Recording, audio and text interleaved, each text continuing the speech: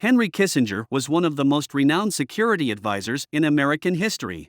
His unique insights into world politics made his statements internationally noteworthy. He recently passed away.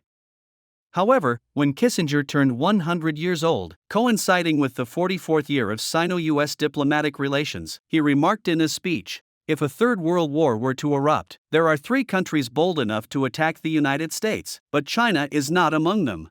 Why did he say this? Which 3 countries did he refer to? In this video, we'll delve into these 3 countries Kissinger suggested might pose a credible threat to the United States.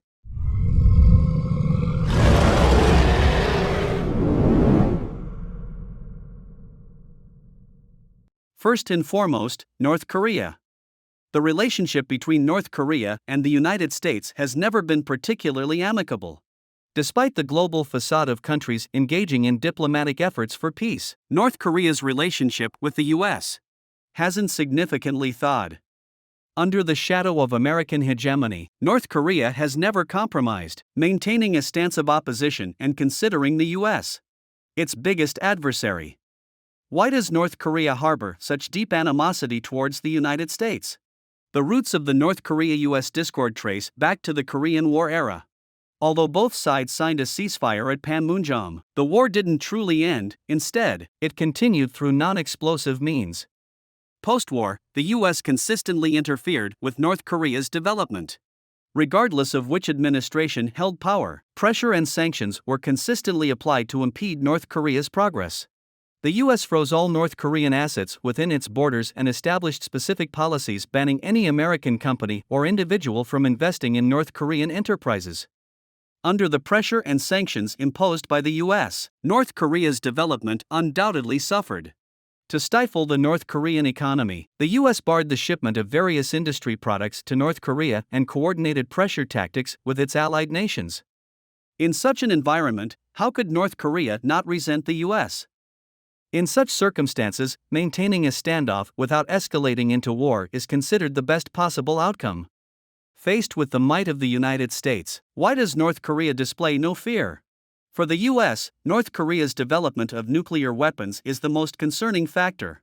Right after North Korea's successful nuclear test, the U.S. attempted to rally international forces in the United Nations to sanction North Korea's nuclear weapons. The U.S. displayed comprehensive concern toward North Korea, leaving no stone unturned. To hinder North Korea's progress, the U.S. even pretended to support North Korea's nuclear weapon development, further sanctioning the country. Especially during the Trump administration, the U.S. applied maximum pressure on North Korea. Nuclear weapons provide North Korea with leverage against the U.S. Although this could isolate North Korea internationally, the country doesn't fear American threats and pressure. In North Korea's view, this strategy is the only effective way to counter American hegemony.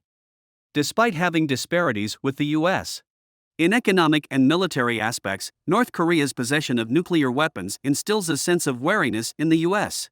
These weapons, for North Korea, are not merely military tools but crucial means to safeguard national security and territorial integrity.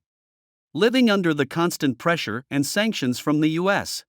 has further fractured the already fragile relationship between the two nations, leading to a deep-seated hostility from North Korea towards the U.S. If, as Kissinger suggested, a third world war were to erupt, North Korea would undoubtedly be the first to stand against the U.S. For North Korea, significant harm to the U.S. in such a war would undoubtedly be seen as advantageous. So, who is the second country Kissinger mentioned? Japan. When it comes to countering the United States, Japan is undoubtedly a significant player. Although Japan has tightly aligned itself with the U.S. and has done everything to appease America, deep down, Japan's efforts to please the U.S. stem from its own developmental interests. During World War II, Japan harbored ambitions of global supremacy. However, unexpectedly, it faced defeat at the hands of China, a country it had long looked down upon. Now, Japan's ambitions are resurfacing. In recent years, Japan has sought closer ties with Western countries to bolster its own development. This move aims to rapidly enhance its economic prowess while asserting plans to expand its military strength, upgrading weaponry, and expanding its armed forces. the United States has taken note of Japan's military actions. Undoubtedly, Japan's bolstered military capability could challenge America's pursuit of hegemony. Moreover, this enhancement might bolster Japan's influence in the Asian region and potentially destabilize America's position in the area. From various perspectives, Japan's rapid progress in recent years isn't particularly favorable for the United States. Some American experts believe that Japan poses a threat to American economic and technological development. Despite Japan's alignment with the U.S., it has always been an ambitious nation. Whether during World War II or in the post-war era, Japan's actions have been preparations to become a global powerhouse. For Japan, the United States isn't an object of admiration but rather an object it seeks to replace. If there's an opportunity to weaken the United States, Japan would undoubtedly support it, reducing a significant threat to its own ambitions. So, who is the last contender seeking to strike at the U.S.? The answer is Russia, posing a threat to the United States. Russia, as the sole successor to the Soviet Union post-dissolution, inherited not only the majority of the Soviet Union's territory but also many advanced military technologies and equipment. This factor notably contributes to Russia's relatively formidable military presence on the international stage. Even before the collapse of the Soviet Union, the United States held a considerable antagonism toward it. To counter the Soviet Union, the U.S. formed the NATO alliance with Western countries. After the Soviet Union's dissolution, Russia, as the successor state, naturally remained under America's scrutiny. The U.S., aiming to hinder Russia's development, repeatedly provoked it. In the face of America's provocations, Russia, known as a warlike nation, showed no fear. It directly warned the U.S., suggesting that if the U.S. crossed Russia's red lines, Russia might consider directly using nuclear weapons to retaliate. America, in response to Russia's warnings, harbors concerns, acknowledging the formidable power of nuclear weapons. Coupled with Russia's leading position in military affairs globally, engaging in direct conflict with Russia would not benefit the U.S. It could be a case of hurting the enemy at the cost of self-damage. Since the dissolution of the Soviet Union, the relationship between the U.S. and Russia hasn't displayed the expected harmony. For instance, the U.S. intentionally entering the Black Sea area several times is a strategic move. Clearly, the U.S. was deliberately provoking Russia, knowing the significance of the Black Sea to Russia. Russia, witnessing these actions, shows no intention of calming the situation. Instead, it conducts military exercises near the U.S.'s doorstep, responding to America's provocations. In such a scenario, both sides refrain from making any reckless moves. In recent years, Russia has been expanding its territorial influence, which has raised significant alarm in the U.S. Russia's growing strength undoubtedly challenges America's pursuit of hegemony. Furthermore, the U.S. sees conflicting issues between Ukraine and Russia. For the U.S., Ukraine is a perfect pawn to curb Russia's development. The U.S. has repeatedly incited conflicts between Ukraine and Russia and encouraged Ukraine to push Russia's boundaries. With America's assistance, tensions between Russia and Ukraine have escalated to the brink of war.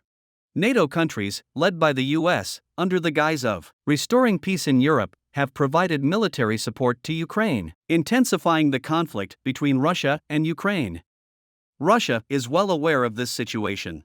For Russia, the conflict isn't solely with Ukraine but with over 30 Western countries led by the U.S. standing behind Ukraine.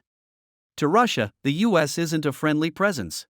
If it weren't for the U.S., perhaps the conflict between Russia and Ukraine wouldn't have persisted this long, and the casualties among the Ukrainian and Russian people wouldn't have been so significant. As for China, Kissinger mentioned in his speech that if a third war were truly unavoidable, China wouldn't engage in attacking the United States. This not only indirectly showcases China's international standing but also reflects China's role in maintaining a certain balance amid global conflicts. Diplomatically, China consistently advocates for peaceful coexistence. At no point does China wish to prioritize military force as the primary means of conflict resolution. However, this doesn't imply China is timid. When it comes to redline issues, China would undoubtedly retaliate. In any circumstance, a world without gunfire and war is what people hope for. Only then can the world achieve peace and stability, allowing citizens of each country to be spared from the hardships of war. This is the end of this video. Thank you for watching. Please like, subscribe, and comment. We genuinely appreciate your support.